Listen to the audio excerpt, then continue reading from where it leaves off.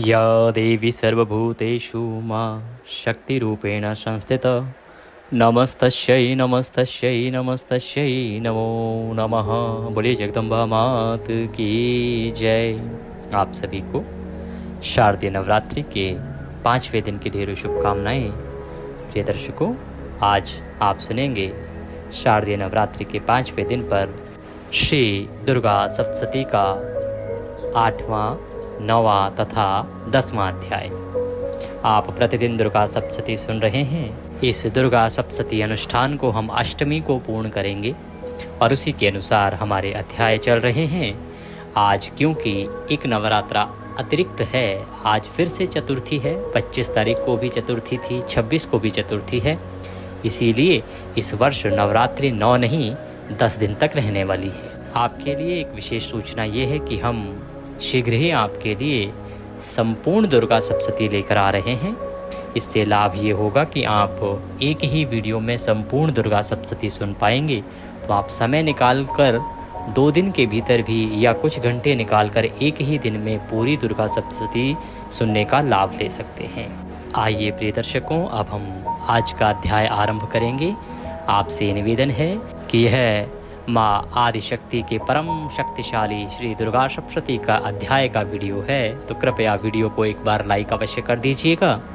माँ आदिशक्ति का आशीर्वाद प्राप्त करने के लिए अपने नवरात्रि अनुष्ठान की सफलता के लिए कमेंट बॉक्स में अवश्य लिखिएगा जय माता दी या जय माँ कुष्मांडा, क्योंकि आज माता के चौथे स्वरूप का ही पूजन किया जा रहा है। आप देख रहे हैं देवभूमि ज्योतिष संस्थान का प्रतिष्ठित यूट्यूब चैनल देवभूमि धार्मिक। हम यहाँ पर सभी व्रत और त्योहारों की सही शास्त्रीय जानकारी प्रदान करते हैं। ज्योतिष शास्त्र और पंचांग के आधार पर आपको बताते हैं कौन सी तिथि कब है, व्रत आदि कब करना है, क्या विधि है, क्या नियम है और क्या गलती नहीं करनी है। यदि आप सभी व्रत और त्योहारों की सही शास्त्रीय जानकारी प्राप्त करते रहना चाहते हैं तो कृपया चैनल को सब्सक्राइब कीजिए और बेल आइकन को प्रेस कीजिए।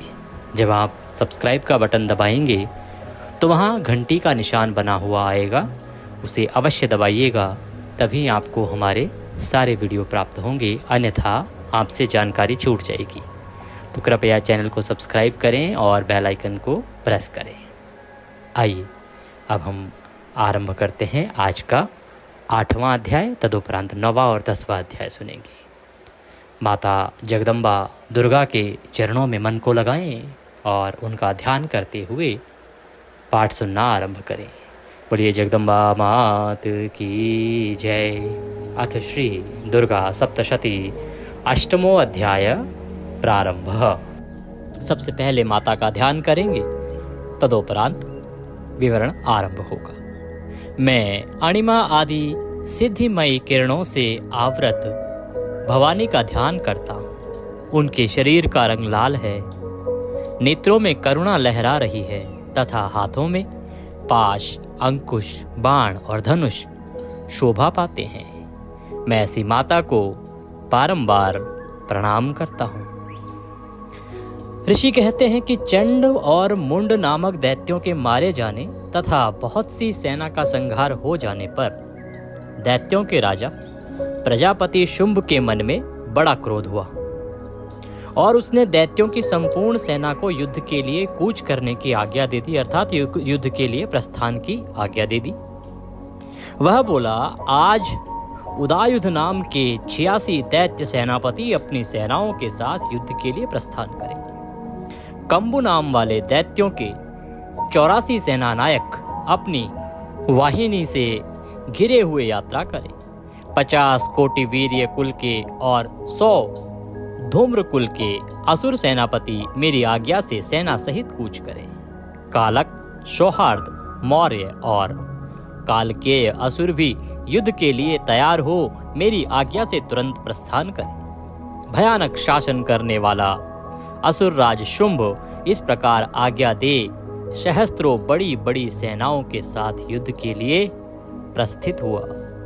उसकी अत्यंत भयंकर सेना आती देख चंडिका ने अपने धनुष के टंकार से पृथ्वी और आकाश के बीच का भाग गुंजा दिया। राजन, तदंतर देवी के सिंह ने भी बड़े जोर जोर से दहाड़ना आरंभ किया। फिर अंबिका ने घंटे के शब्द से उस ध्वनि को और भी बढ़ा दिया। धनुष की टंकार, सिंह की दहाड़ और घंटे की ध्वनि से संपूर्ण दिशाएं गूंज उठी। उस भयंकर शब्द से काली ने अपने विकराल मुख को और बड़ा कर लिया तथा इस प्रकार वे विजयिनी हुई। उस तुमुल नाद को सुनकर दैत्यों की सेनाओं ने चारों ओर से आकर चंडिका देवी, सिंह तथा काली देवी को क्रोधपूर्वक घेर लिया। राजन, इसी बीच में असुरों के विनाश तथा देवताओं के अभ्युदय के लिए ब्रह्मा, शिव, कार्तिकेय, विष्णु तथा इंद्र आदि देवों की शक्तियां जो अत्यंत पराक्रम और बल से संपन्न थी, उनके शरीरों से निकलकर उन्हीं के रूप में चंडिका देवी के पास गईं।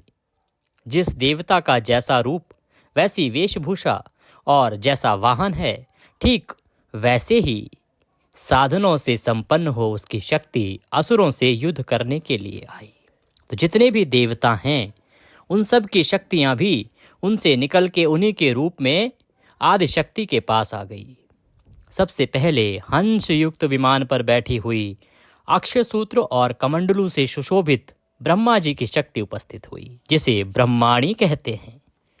महादेव की शक्ति वृषभ पर आरूढ़ होकर हाथों में श्रेष्ठ त्रिशूल धारण किए, महानाग का कंकण पहने, मस्तक में चंद्र रेखा से विभूषित हो वहां आ पहुंची। कार्तिकेय जी की शक्ति रूपा जगदम्बिका उन्हीं का रूप धारण किए श्रेष्ठ मयूर पर आरूढ़ हो हाथ में शक्ति लिए दैत्यों से युद्ध करने के लिए आई। इसी प्रकार भगवान विष्णु की शक्ति गरुड़ पर विराजमान हो शंख, चक्र, गदा, शंख, धनुष तथा खड्ग हाथ में लिए वहां आई। अनुपम यज्ञवाराह का रूप धारण करने वाले श्रीहरि की जो शक्ति है, वह भी वाराह शरीर धारण करके वहां पहुंची। नारसिंगी शक्ति भी नरसिंह के समान शरीर धारण करके वहां आई। उसकी गर्दन के बालों के झटके से आकाश के तारे बिखर पड़े। इसी प्रकार इंद्र की शक्ति वज्र हाथ में लिए गजराज ऐरावत पर बैठकर आई। उसके भी सहस्त्र नेत्र थे। इंद्र का जैसा रूप है वैसा ही उसका भी था। तदंतर उन देव शक्तियों से घिरे हुए महादेव जी ने चंडिका से कहा, मेरी प्रसन्नता के लिए तुम शीघ्र ही इन असुरों का संहार करो।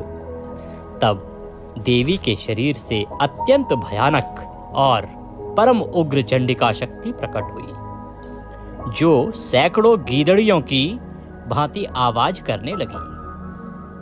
उस अपराजिता देवी ने धूमिल जटा वाले महादेव जी से कहा, भगवन, आप शुंभ निशुंभ के पास दूत बनकर जाइए और उन अत्यंत गर्वीले दानव शुंभ एवं निशुंभ दोनों से कहिए, साथ ही उनके अतिरिक्त जो दानव युद्ध के लिए वहां उपस्थित हों, उनको भी यह संदेश दीजिए। दैत्यों, यदि तुम जीवित रहना चाहते हो तो पाताल को लौट जाओ। इंद्र को त्रिलोकी का राज्य मिल जाए और देवता यज्ञ भाग का उपभोग करें। यदि बल के घमंड में आकर तुम युद्ध की अभिलाषा रखते हो तो आओ, मेरी शिवाएं अर्थात योगिनियां तुम्हारे कच्चे मांस से तृप्त हों। चूंकि उस देवी ने भगवान शिव को दूत के कार्य में नियुक्त किया था, इसीलिए वह शिवदूती के नाम से संसार में विख्यात हुई। वे महादैत्य भी भगवान शिव के मुंह से देवी के वचन सुनकर क्रोध में भर गए और जहां कात्यायनी विराजमान थी उस ओर बढ़े। तदंतर वे दैत्य अमर्ष में भरकर पहले ही देवी के ऊपर बाण, शक्ति, रिष्टि आदि अस्त्रों की वृष्टि करने लगे। तब देवी ने भी खेल खेल में ही धनुष की टंकार की और उससे छोड़े हुए बड़े बड़े बाणों द्वारा दैत्यों के चलाए हुए बाण, शूल, शक्ति और फरसों को काट डाला। फिर काली उनके आगे होकर शत्रुओं को शूल के प्रहार से विदीर्ण करने लगी और खड्वांग से उनका कचूमर निकालती हुई रणभूमि में विचरने लगी। ब्रह्माणी भी जिस जिस ओर दौड़ती उसी उसी ओर अपने कमंडलू का जल छिड़ककर शत्रुओं के ओज और पराक्रम को नष्ट कर देती थी। माहेश्वरी ने त्रिशूल से तथा वैष्णवी ने चक्र से और अत्यंत क्रोध में भरी हुई कुमार कार्तिकेय की शक्ति से दैत्यों का संहार आरंभ कर दिया। इंद्र शक्ति के वज्र प्रहार से विदीर्ण हो सैकड़ों दैत्य दानव रक्त की धारा बहाते हुए पृथ्वी पर सो गए। वाराही शक्ति ने कितनों को अपनी तुथुन की मार से नष्ट कर दिया। दाढ़ों के अग्रभाग से कितनों की छाती छेद डाली तथा कितने ही दैत्य उसके चक्र की चोट से विदीर्ण होकर गिर गए। नारसिंह भी दूसरे महादैत्यों को अपने नखों से विदीर्ण करके खाती और सिंहनाद से दिशाओं एवं आकाश को गुंजाती हुई युद्ध क्षेत्र में विचरने लगी। कितने ही असुर शिवदूती के प्रचंड अट्टहास से अत्यंत भयभीत हो पृथ्वी पर गिर पड़े और गिरने पर उन्हें शिवदूती ने उस समय अपना ग्रास बना लिया। इस प्रकार क्रोध में भरे हुए मातृगणों को नाना प्रकार के उपायों से बड़े बड़े असुरों का मर्दन करते देख दैत्य सैनिक भाग खड़े हुए। मातृगणों से पीड़ित दैत्यों को युद्ध से भागते देख रक्तबीज नामक महादैत्य क्रोध में भरकर युद्ध करने के लिए आया। उसके शरीर से जब रक्त की बूंद पृथ्वी पर गिरती तब उसी के समान शक्तिशाली एक दूसरा महादैत्य पृथ्वी पर पैदा हो जाता। महासुर रक्तबीज हाथ में गदा लेकर इंद्र की शक्ति के साथ युद्ध करने लगा। तब इंद्री ने अपने वज्र से रक्तबीज को मारा। वज्र से घायल होने पर उसके शरीर से बहुत सा रक्त चूने लगा और उससे उसी के समान रूप तथा पराक्रम वाले योद्धा उत्पन्न होने लगे। उसके शरीर से जितनी भी रक्त की बूंदें गिरी उतने ही राक्षस उत्पन्न हो गए। वे सब रक्तबीज के समान ही वीर्यवान, बलवान तथा पराक्रमी थे। वे रक्त से उत्पन्न होने वाले पुरुष भी अत्यंत भयंकर अस्त्र शस्त्रों का प्रहार करते हुए वहां मातृगणों के साथ घोर युद्ध करने लगे। पुनः वज्र के प्रहार से जब उसका मस्तक घायल हुआ तब रक्त बहने लगा और उस रक्त से भी हजारों अन्य राक्षस उत्पन्न हो गए। वैष्णवी ने युद्ध में रक्तबीज पर चक्र का प्रहार किया तथा ऐन्द्री ने उस दैत्य सेनापति को गदा से चोट पहुंचाई। वैष्णवी चक्र से घायल होने पर उसके शरीर से जो रक्त बहा और उससे जो उसी के बराबर आकार वाले सहस्त्रों महादैत्य प्रकट हुए उनके द्वारा संपूर्ण जगत व्याप्त हो गया। कौमारी ने शक्ति से, वाराही ने खड्ग से और माहेश्वरी ने त्रिशूल से महादैत्य रक्तबीज को घायल किया। क्रोध में भरे हुए उस महादैत्य रक्तबीज भी गदा से सभी मात्र शक्तियों पर पृथक पृथक प्रहार करने लगा। शक्ति और शूल आदि से अनेक बार घायल होने पर जो उसके शरीर से रक्त की धारा पृथ्वी पर गिरी उससे भी निश्चय ही सैकड़ों असुर उत्पन्न हुए। इस प्रकार उस महादैत्य के रक्त से प्रकट हुए असुरों द्वारा संपूर्ण जगत व्याप्त हो गया। इससे उन देवताओं को बड़ा भय हुआ। देवताओं को उदास देखकर चंडिका ने काली से शीघ्रता पूर्वक कहा, चामुंडे, तुम अपना मुख और भी फैलाओ तथा मेरे शस्त्रपात से गिरने वाले रक्त बिंदुओं को, उनसे उत्पन्न होने वाले महादैत्यों को तुम अपने इस उतावले मुख से खा जाओ। इस प्रकार रक्त से उत्पन्न होने वाले महादैत्यों का भक्षण करती हुई तुम रण में विचरती रहो। ऐसा करने से उस दैत्य का सारा रक्त क्षीण हो जाने पर वह स्वयं भी नष्ट हो जाएगा। उन भयंकर दैत्यों को जब तुम खा जाओगी तब दूसरे नए दैत्य उत्पन्न नहीं हो सकेंगे। काली से यूं कहकर चंडिका देवी ने शूल से रक्त बीज को मारा और काली ने अपने मुख में उसका रक्त ले लिया। तब उसने वहां चंडिका पर गदा से प्रहार किया, किंतु उस गदापात ने देवी को तनिक भी वेदना नहीं पहुंचाई। रक्त बीज के घायल शरीर से बहुत सा रक्त गिरा, किंतु जो ही वह गिरा त्यों ही चामुंडा ने उसे अपने मुख में ले लिया। रक्त गिरने से काली के मुख में जो महादैत्य उत्पन्न हुए उन्हें वह चट कर गई और उसने रक्त बीज का रक्त भी पी लिया। तदंतर देवी ने रक्त बीज को, जिसका रक्त चामुंडा ने पी लिया था, वज्र, बाण, खड्ग तथा वृष्टि आदि से मार डाला। राजन, इस प्रकार शस्त्रों के समुदाय से आहत एवं रक्तहीन हुआ महादैत्य रक्त बीज पृथ्वी पर गिर पड़ा। हे नरेश्वर, इससे देवताओं को अनुपम हर्ष की प्राप्ति हुई और मातृगण उन असुरों के रक्तपान के मद से उद्दत सा होकर नृत्य करने लगी। इस प्रकार मार्कंडेय पुराण में सावर्णिक मनवंतर की कथा के अंतर्गत देवी महात्म्य में रक्तबीज वध नामक 8वां अध्याय पूर्ण हुआ। बोलिए जगदम्बा मात की जय। आप अपना यह जयकारा कमेंट बॉक्स में जय माँ काली लिखकर भी लगा सकते हैं। आइए आरंभ करते हैं आज का अगला अध्याय, 9वां अध्याय। 9वां अध्याय, इसमें निशुंभ का वध होगा। सबसे पहले माता का ध्यान करेंगे। मैं अर्धनारीश्वर के श्री विग्रही की निरंतर शरण लेता हूँ। उसका वर्ण बंधुक पुष्प और सुवर्ण के समान रक्तपीत मिश्रित है। वह अपनी भुजाओं में सुंदर अक्षमाला, पाश, अंकुश और वरद मुद्रा धारण करता है।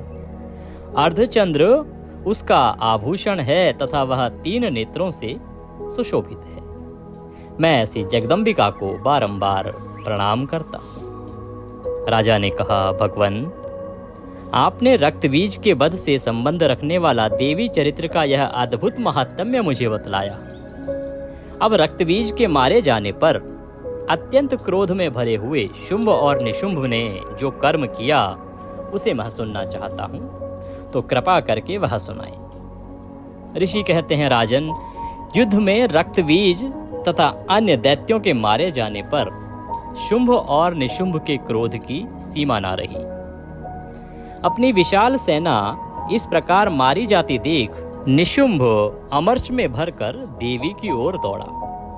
उसके साथ असुरों की प्रधान सेना थी। उसके आगे पीछे तथा पार्श्व भाग में बड़े बड़े असुर थे, जो क्रोध से ओठ चबाते हुए देवी को मार डालने के लिए आए। महापराक्रमी शुंभ भी अपनी सेना के साथ मातृगणों से युद्ध करके क्रोधवश चंडिका को मारने के लिए आ पहुंचा। तब देवी के साथ शुंभ और निशुंभ घोर संग्राम छिड़ गया। वे दोनों दैत्य मेघों की भांति बाणों की भयंकर वृष्टि कर रहे थे। उन दोनों के चलाए हुए बाणों को चंडिका ने अपने बाणों के समूह से तुरंत काट डाला और सहस्त्र समूहों की वर्षा करके उन दोनों दैत्यपतियों के अंगों में भी चोट पहुंचाई। निशुंभ ने तीखी तलवार और चमकती हुई ढाल लेकर देवी के श्रेष्ठ वाहन सिंह के मस्तक पर प्रहार किया। अपने वाहन को चोट पहुंचने पर देवी ने शूर्प्र नामक बाण से निशुंभ की श्रेष्ठ तलवार तुरंत ही काट डाली और उसकी ढाल को भी, जिसमें 8 चांद जड़े थे, खंड खंड कर दिया। ढाल और तलवार के कट जाने पर उस असुर ने शक्ति चलाई, किंतु सामने आने पर देवी ने चक्र से उसके भी 2 टुकड़े कर दिए। अब तो निशुंभ क्रोध से जल उठा और उस दानव ने देवी को मारने के लिए शूल उठा लिया, किंतु देवी ने समीप आने पर उसे भी मुक्के से मारकर चूर्ण कर दिया। तब उसने गदा घुमाकर चंडी के ऊपर चलाई, परंतु वह भी देवी के त्रिशूल से कटकर भस्म हो गई। तदंतर दैत्यराज निशुंभ को फरसा हाथ में लेकर आते देख देवी ने बाण समूहों से घायल कर धरती पर सुला दिया। उस भयंकर पराक्रमी भाई निशुंभ के धराशायी हो जाने पर शुंभ को बड़ा क्रोध हुआ और अंबिका का वध करने के लिए वह आगे बढ़ा। रथ पर बैठे बैठे ही उत्तम आयुधों से सुशोभित अपनी बड़ी बड़ी 8 अनुपम भुजाओं से समूचे आकाश को ढककर वह अद्भुत शोभा पाने लगा। उसे आते देख देवी ने शंख बजाया और धनुष की प्रत्यंचा का भी अत्यंत दुस्सह शब्द किया। साथ ही अपने घंटे के शब्द से जो समस्त दैत्य सैनिकों का तेज नष्ट करने वाला था, संपूर्ण दिशाओं को व्याप्त कर दिया। तदंतर सिंह ने भी अपनी दहाड़ से, जिसे सुनकर बड़े बड़े गजराजों का महान मद चूर हो जाता था, आकाश, पृथ्वी और 10 दिशाओं को गुंजा दिया। फिर काली ने आकाश में उछलकर अपने दोनों हाथों से पृथ्वी पर आघात किया। उससे ऐसा भयंकर शब्द हुआ जिससे पहले के सभी शब्द शांत हो गए। तत्पश्चात शिवदूती ने दैत्यों के लिए अमंगलजनक अट्टहास किया। इन शब्दों को सुनकर समस्त असुर थर्रा उठे, किंतु शुंभ को बड़ा क्रोध हुआ।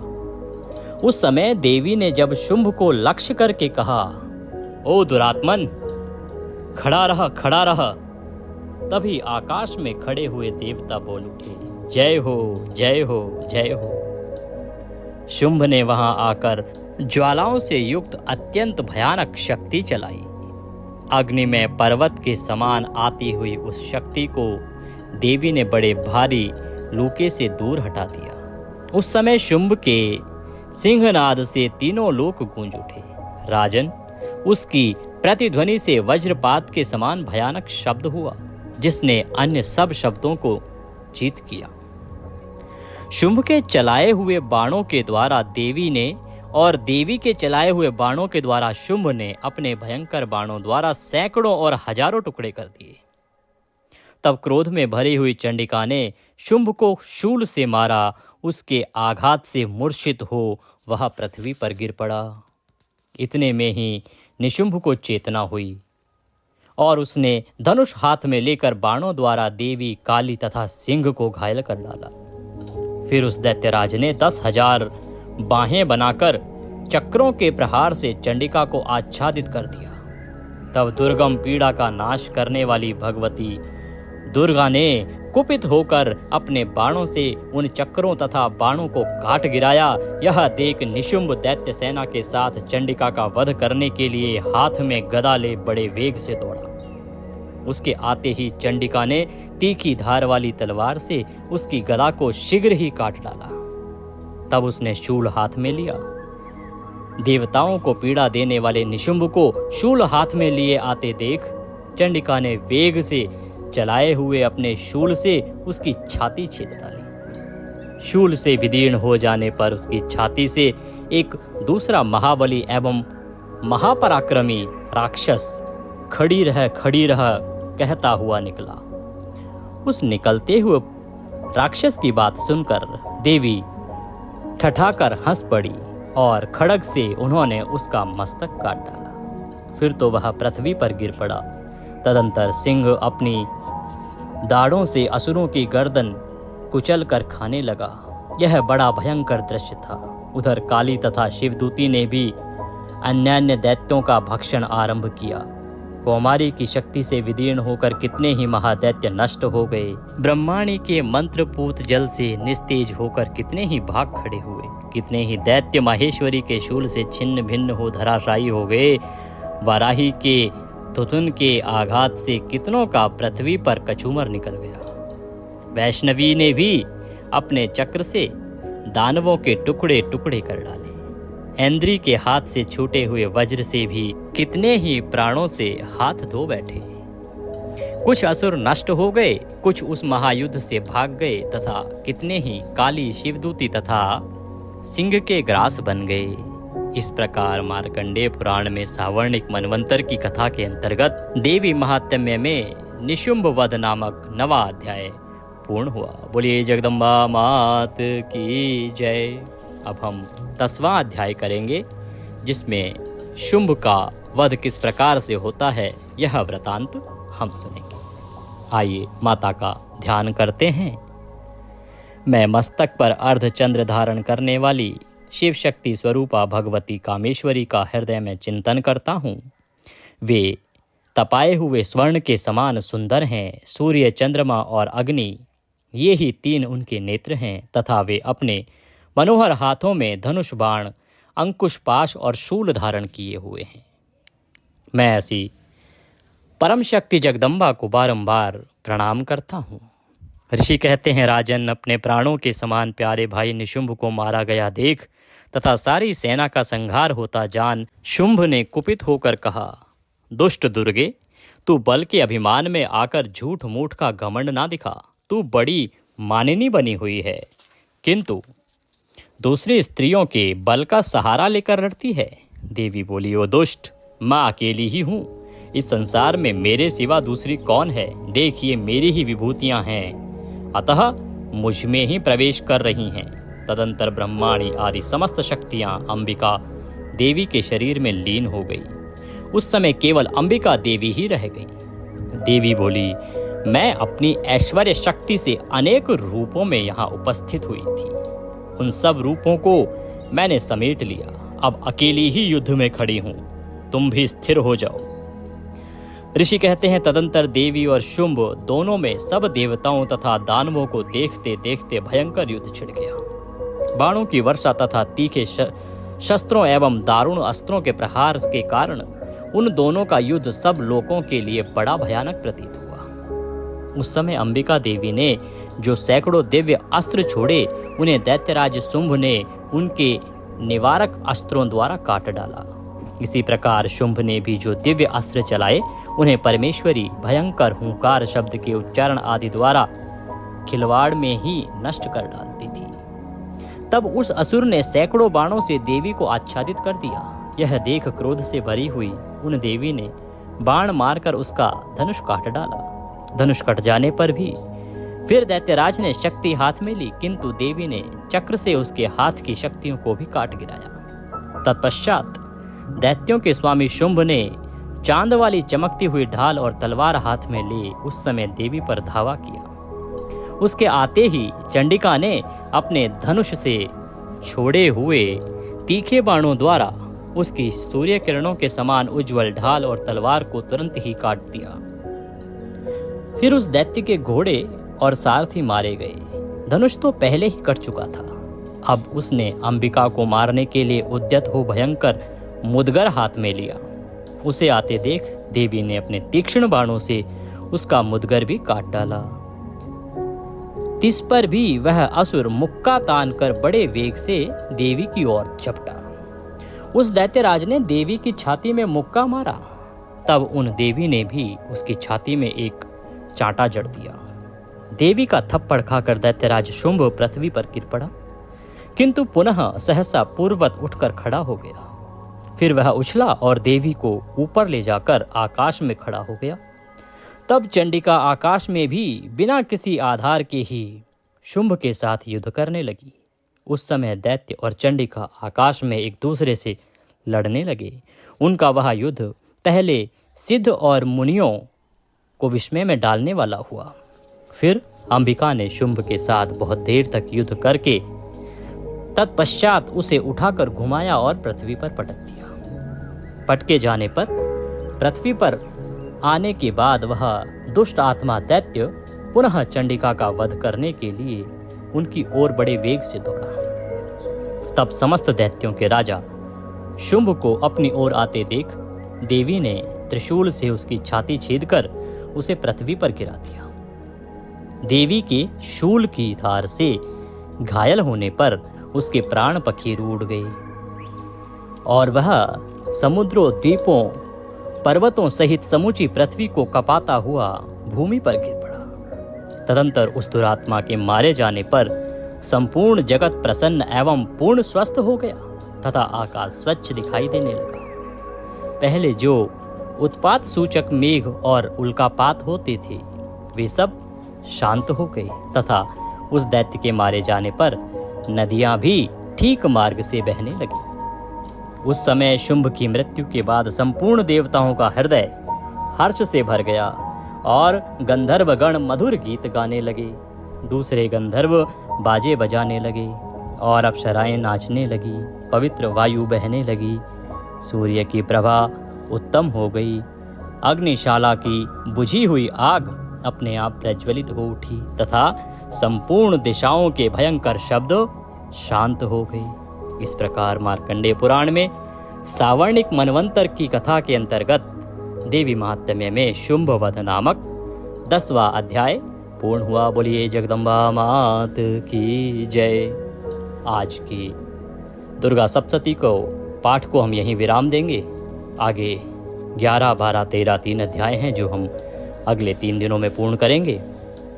माता का आशीर्वाद प्राप्त करने के लिए इसी प्रकार दुर्गा सप्तशती सुनते रहिए, माता का भजन पूजन करते रहिए। माता के आशीर्वाद से अवश्य ही आपके सभी दुख दूर होंगे। माँ सब पर कृपा करें, यही कामना करते हैं। वीडियो अगर जरा सा भी अच्छा लगे तो उसे लाइक अवश्य कीजिएगा।